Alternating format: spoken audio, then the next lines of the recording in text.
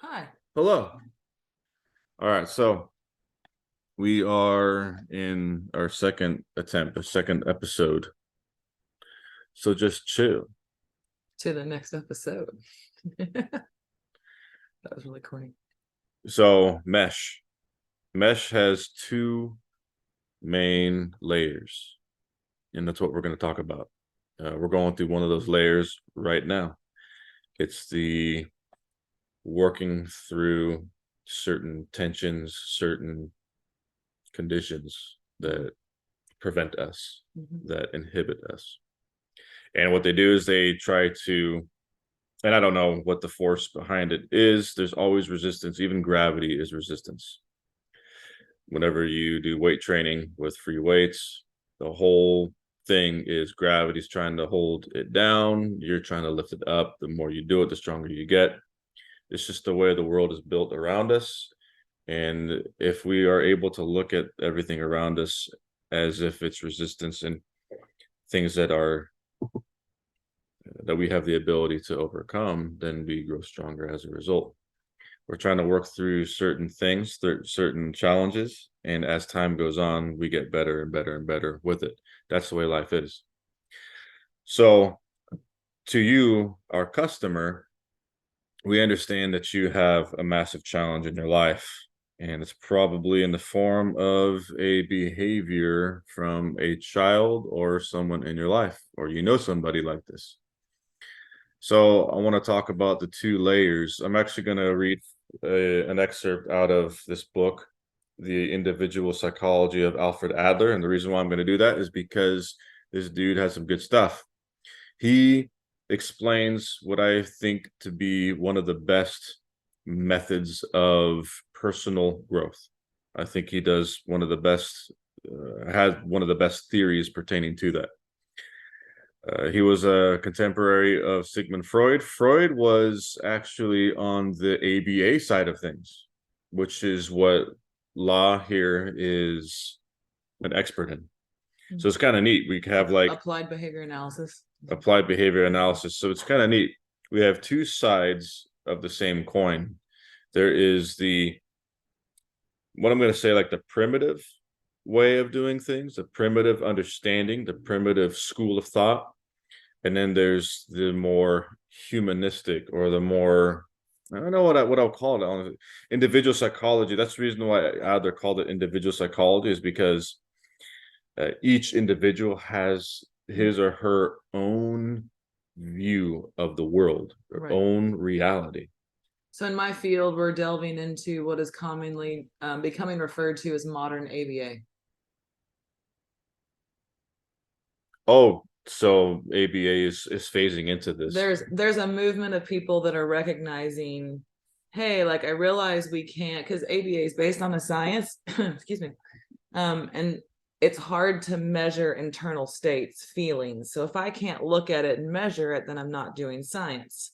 However, as a human in the human experience, I can't just remove emotions and memories and all the intrinsic variables that affect subconscious and conscious and all those things. So as a movement within the science, there's a growing field of analysts that are just like, hey, we're missing an entire piece to fill in that gap, which I am here for. So it's basically the difference between a reflex and like a thoughtful response, right? Okay. Yeah. Kind of like that. Like we all have reflexes that are just woven into us, but then through experiences and memories and emotions and free will, we start to actually change the way we can actually, do things differently. Yeah. The modern ABA is just like that. It's the um, traditional ABA is all the external states. I can change a behavior through the reinforcement or whatever of extraneous variables. Measuring behavior, measuring permanent products, lots of that kind of stuff. So yes, what you just said fits into the like as we're starting to get into like the even the not just the awareness, but the willingness to study and try to figure out how to make it scientific of all the internal things and not just pretending they don't exist. Mhm. Yeah. So the approach that I'm going to take today is in communication with you, the customer, and then the problem in your life, which is another person. And this, Isn't it always? yeah. So, and this is really pretty characteristic of lots and lots of life issues in general.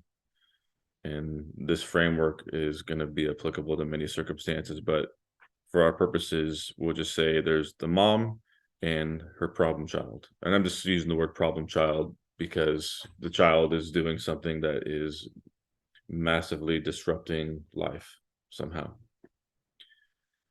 Well, the problem behavior, because the behavior, yeah. So I'm not being politically correct. I'm just, Well, but that's but coming from my field, that would be like my goal is to try to not vilify the kids, so that's why I had to correct you. exactly, that's why I'm going into it in this way. Because that is actually one of the symptoms of the problem is the mom ends up truly really vilifying the kid. How can I fix my kid? And that's what ends up becoming the reality of the mom. That's why I'm approaching it from that perspective, because that's actually the paradigm. Now that doesn't mean the mom doesn't love the child, but the child needs to be fixed. Yeah, our culture tells us. Actually, yeah, culture tells us, like, if you have a kid that's about to get kicked out of the daycare for bad behavior, they've been pointing out all the bad things, all the problems to the mom for a while. That a lot of sessions with families, I'm telling them, hey, stop and look at like this really cool kid you have. Stop seeing just the problem behavior. Mm-hmm. Yeah. Yep. So there's two individuals in this framework that I'm going to present. So there's the mom and then there's the child. Okay. So the mom comes to us, Mesh, and there's two things the mom must do. What moms come to us to do is to help her fix the kid. Right. Right. That's actually what is happening. That's the fire. That's a squeaky wheel, the fire that has to be put out. Yes. So the mom comes to us to help us fix the kid. Mm-hmm. Now, that's what we promise. That's what we claim we can help you do. But here's the thing. When you come to us in order to reach a point to where you can fix your kid, now I'm speaking, colloquially or whatever they say, whatever that wording is. You come to us, we will help you learn how to fix the kid. But before you can fix your kid, you have to fix yourself.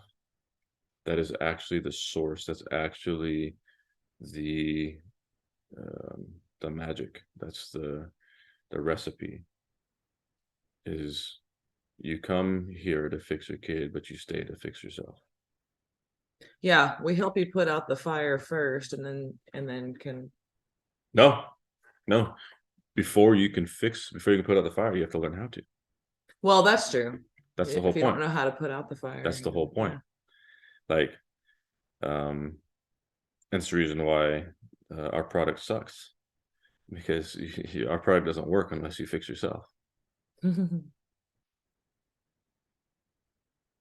Right? So I'm going to share this excerpt. This is the, a lot of books have like a page before it actually starts the book, and there's like a quote. It's like page 1, like before the introduction even starts. It's like a final, last establishing statement by Alfred Adler that's written here.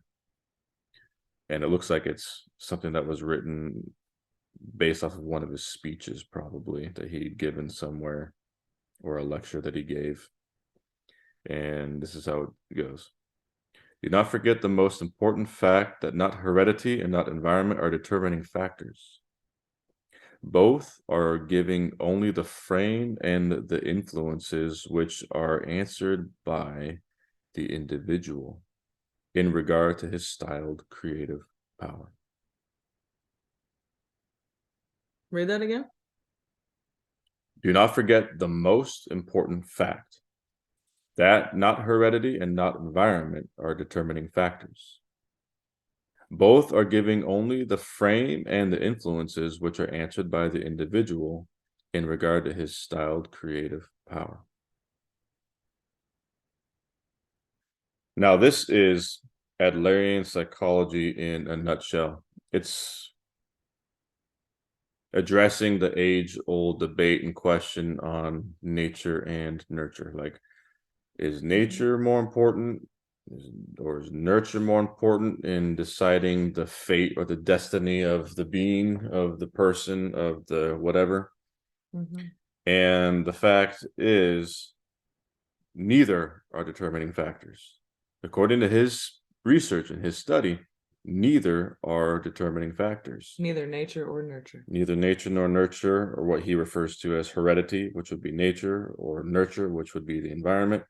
Basically, your genetics, what you grew up with, the temperament that you were born with, because, you know, every human is a unique specimen.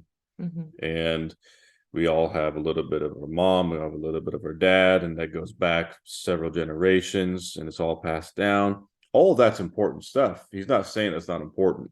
That's not the point that he's making here. And then, of course, there's environment, which is culture, the way you're raised, certain experiences that you've gone through, traumas, all of, you know, or blessings, or good things in your life, bad things in your life. All of these things influence and shape who we end up becoming. But the point he makes is these are not determining factors. These are not your master.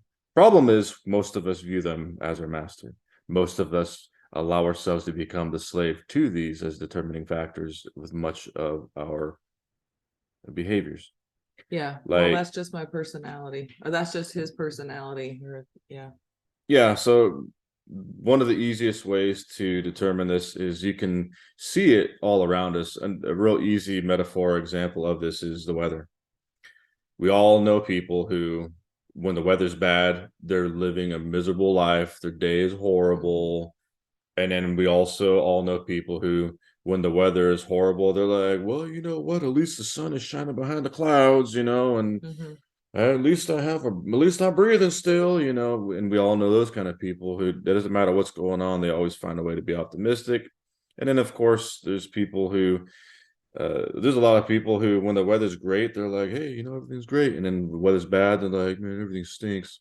You know, there's people who just are always moving and shifting with the times, with the elements, with whatever's going on around them. And so I bring up this quote because this is for the customer. The customer has to learn and realize that. So you have a child that does whatever makes life difficult. And you have a lot of things that have happened in your life that have brought you to where you are right now and have governed the way you think.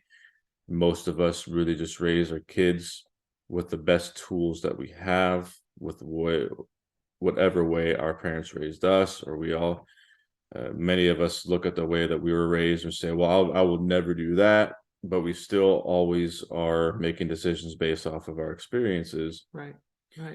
So now you are in a position where you must learn and understand and realize that you have to make certain choices. You have to make certain changes.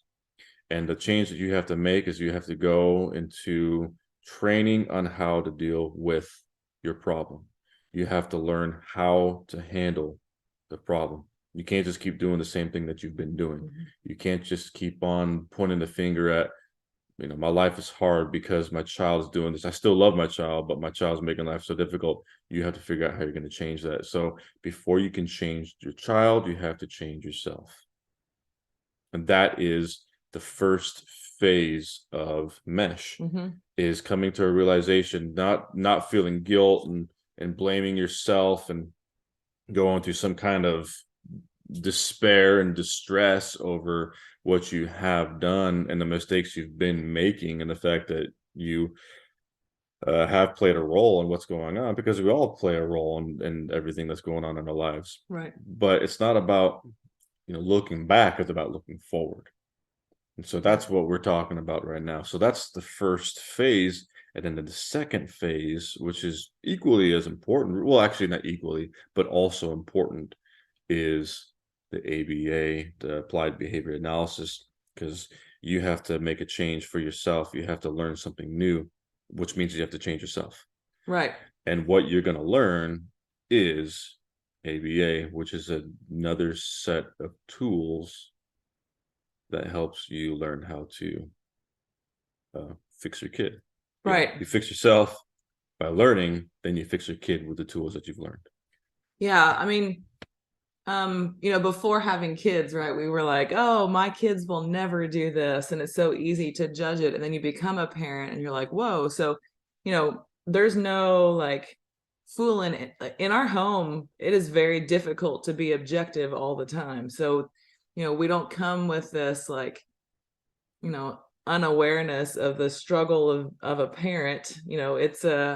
It's very difficult to be there, be that main person, and be consistent in it. So in that way, ABA by itself struggles to work for families, because when do you get to just be a person, and just be and be the wife, and for me, be the mom for me? Like, when do I get that? Like in a clinic, right? When I have my staff and we have a kid, if a kid is like spitting on someone, it's much easier to change that behavior, because none of us, like, it's not pleasant to be spit on for sure, but none of us are like emotionally attached to this kid in the same way that a parent is. So when you start adding this, like if a kid is spitting at home, then the parent's like, why is he spitting? Is he spitting on me? He did that on purpose. Like we attach all these extra like projections of my own insecurities, my own feelings about the issue of it. So yeah, it's like that's what a lot of it is like you get to stop that cycle, that repetition, is to be like, hey, let's look at this pattern. Every single time I don't know why I chose such an unpleasant example. Spitting is gross, but every time he spits, this is the reaction he gets. Let's analyze why that's the recurring pattern. But what it comes down to is, if before and after that behavior occurs, something happens that he or she, whoever the kid is, likes, why would they change it? So that means that the adult has to change. And in a clinical setting, it's the adult that has to change. In a home setting, it's still the adult that has to change, but that's much harder. So that's what we try to help support is, where do I start? Like, okay, so I have to change, but I have all these other kids and I got to make dinner, and I'll, let's figure out like where you did, like what did go wrong initially without the guilt. Yeah. So there you have it, the 2 layers. It's kind of funny when you think about it, because you have to think about the subjective, and that's actually one of the ways that Adler is described.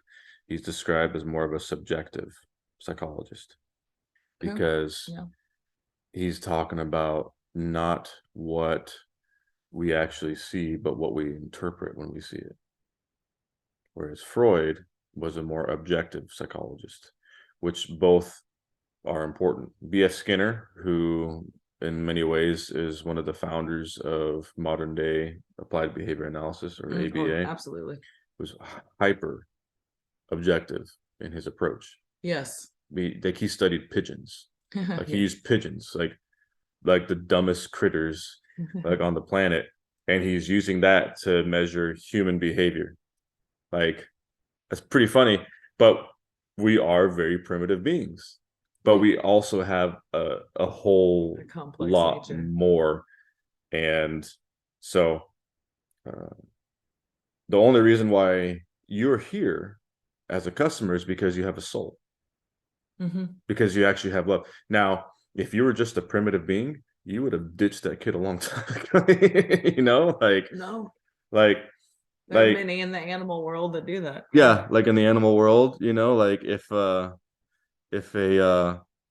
wildebeest has a calf that comes back smelling like somebody else, it rejects that calf. Like, Hmm. you know, we as humans, we don't behave that way, you know, because your kid is acting crazy in the middle of the store. Like, We you're feel just, embarrassed, which the animal kingdom doesn't feel. yeah, But no, exactly. But you're still gonna love that kid, even though it drives you nuts yeah, what that child is doing. And let's face it, we are driven nuts by our kids. Like, my kids drive me nuts sometimes. Like, this is for real, but I still love them. So there's two massive paradigms that are going on here, and it's an it's a never ending discussion. So right. um but I think that'll do for now. We'll keep talking about this stuff, and we'll keep educating and keep also being educated, because we really are just the students of life, or the students of other great thinkers. And that's how we have come to what we have for you. Okay.